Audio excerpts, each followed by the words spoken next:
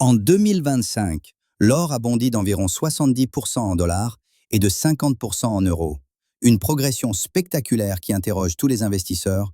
Le cours a même franchi 4 500 $ l'once pour atteindre récemment 4 600 $. Sur 5 années consécutives, la hausse atteint environ 151%. Les grandes institutions prévoient un cours oscillant entre 4 200 et 5 000 $ l'once d'ici fin 2026. Une fourchette qui montre l'incertitude actuelle des marchés financiers. L'or possède des fondamentaux solides depuis des siècles.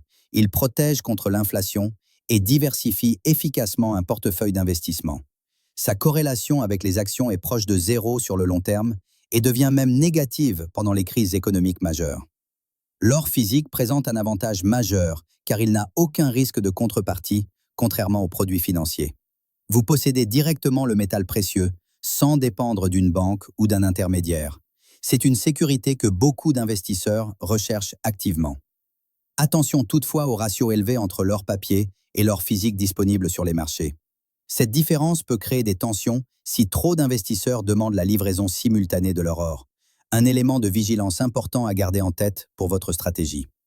Le contexte macroéconomique actuel soutient fortement la demande en or.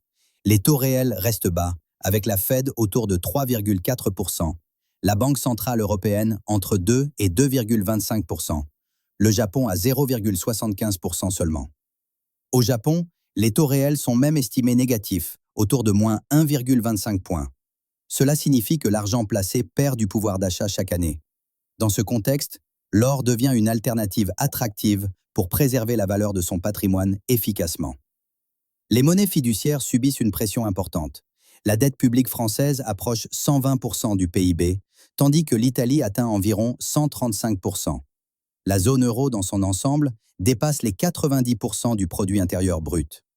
La part du dollar américain dans les réserves internationales a reculé significativement à 58,4% en 2025, contre 71% il y a 20 ans.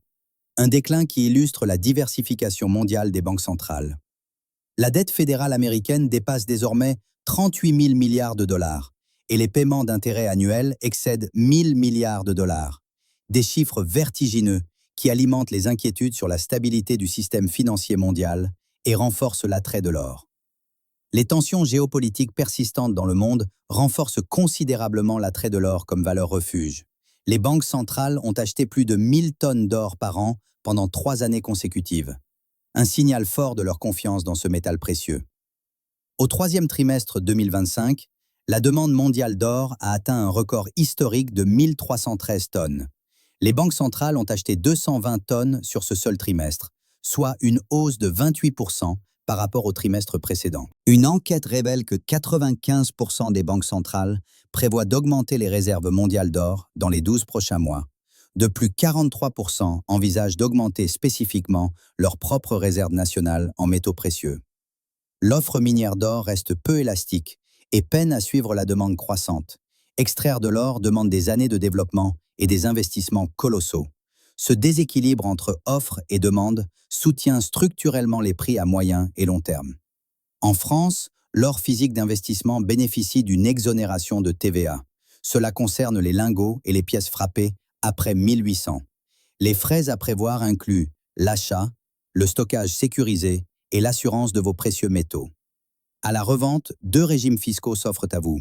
La taxe forfaitaire de 11,5% sur le prix total sans justificatif ou le régime des plus-values à 36,2% sur le gain réel si vous conservez vos factures d'achat. Le régime des plus-values offre un abattement de 5% par an au-delà de la 2e année de détention. Après 22 ans, vous bénéficiez d'une exonération totale. Une stratégie de patience qui peut s'avérer très avantageuse pour les investisseurs long terme. Les ETF adossés à l'or offrent liquidité et simplicité avec des frais de gestion entre 0,09 et 0,40%. Pas besoin de stockage physique. La fiscalité appliquée est le prélèvement forfaitaire unique de 30% sur les plus-values réalisées. L'allocation conseillée en or se situe généralement entre 5 et 20% de votre portefeuille total. Privilégiez l'or physique pour la protection contre les risques systémiques et les ETF pour la flexibilité. Les actions minières conviennent aux investisseurs avertis uniquement. Gardez en tête les risques potentiels, comme un rebond inattendu de la croissance mondiale, une remontée des taux réels ou une détente géopolitique. Entre 1980 et 2000, le prix de l'or a été divisé par 3. La prudence reste donc de mise.